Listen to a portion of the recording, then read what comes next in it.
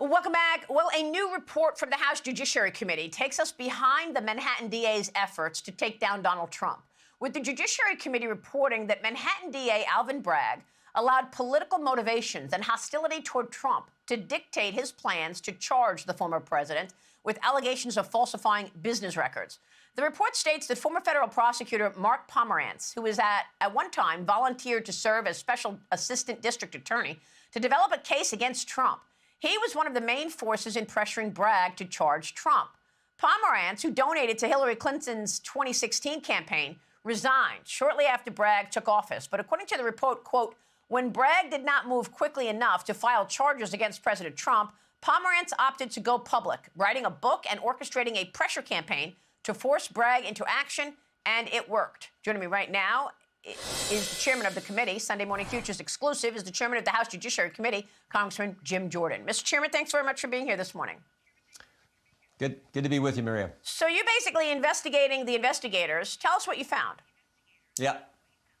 Well, Professor Dershowitz just said there's no crime here, and when there's no crime there's no case. That's why the Department of Justice didn't bring a case. That's why the Federal Elections Committee didn't bring a case. That's why Alvin Bragg's predecessor didn't bring the case. And frankly, even Alvin Bragg, when he gets in office, although he campaigned on saying, oh, I went after Trump and I'm going to go after him, even he wouldn't bring the case because there's nothing there. Their star witness is Michael Cohen, a convicted perjurer who came in front of Congress and lied 6 times in front of a congressional committee. So there's nothing there until 2 things happen, Maria. 1, President Trump announces he's running for president. And then 2, Mark Pomerantz, who had volunteered, who wasn't even paid. He was so committed to going after President Trump, he didn't even take a salary. He's working for Alvin Bragg. He resigns, goes public, and writes a book. That's what prompted Alvin Bragg to bring this case when there is no case and when there is no crime. And our report lays all that out. In fact, Pomerantz,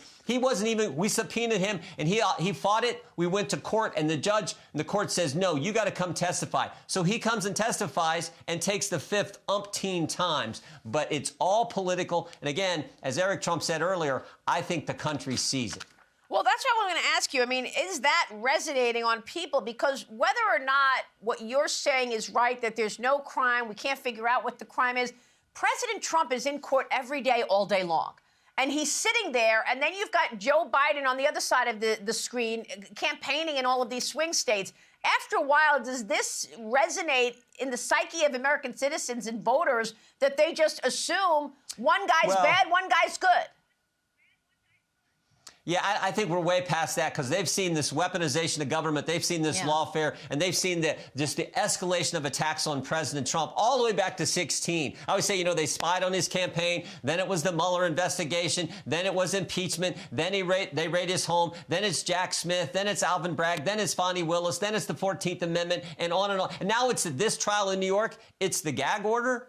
If there's one thing that probably bugs me more than anything else, it's the fact that they put a gag order on the president of the United States, former president of the United States, and the nominee for the Republican Party running for president. He's got a gag order, but Michael Cohen, a convicted perjurer, gets to say whatever he wants. That's ridiculous. And here's the other thing I noticed this week, too. When you looked at what happened at the Supreme Court, and it looked like the arguments went very well for our side, when you look at what happened there, everyone's saying, oh, well, this is going to probably get sent back to a lower court, and they're going to sort through the facts, and that's going to take time, and there won't be a trial before the election. All the mainstream media is talking about, oh, we're not going to have a trial before the election.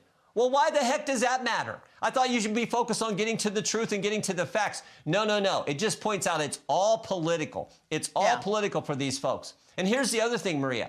Bragg is the crime he's kind of trying to get to is, oh, President Trump was involved trying to a conspiracy to obstruct the 2016 election. And then Jack Smith is saying President Trump was involved in a conspiracy to interfere with the 2020 election.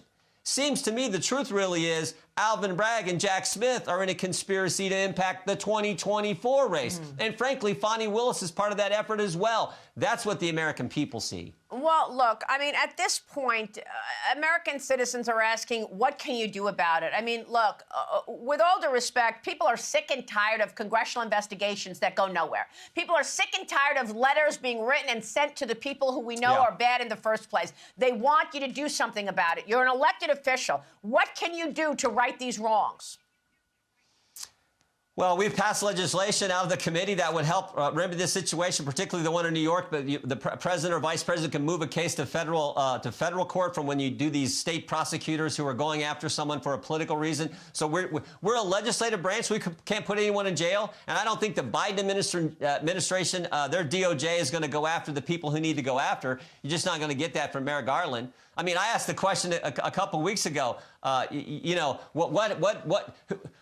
We don't know from the Biden administration who planted the pipe bombs on January 6th, who leaked the Dobbs draft opinion, the one that led to an assassination attempt on Justice Kavanaugh, who put cocaine in the White House. We don't seem to get the answers to those questions. But, you can have someone from the Biden Justice Department like Jack Smith go after President Trump. You can have the DOJ say we're going to investigate parents who show up at school board meetings. You can have the Richmond FBI say, if you're a pro-life Catholic, you're an extremist. So they got time for all that, but they can't answer some fundamental questions that I think the American people would like to get answers to. Well, our job is to get the facts out there and to look at legislation. We can't prosecute anyone, only the DOJ can. And frankly, the Biden DOJ is just not going to do it.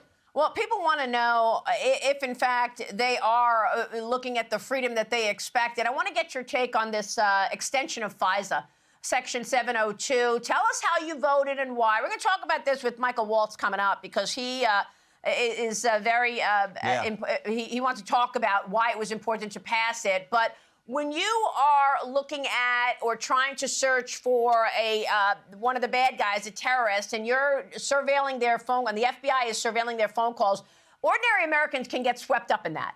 And they want to know if they're actually being spied on their government. What's worse, being spied on by the Communist Party of China or being spied on by the FBI? How did you vote?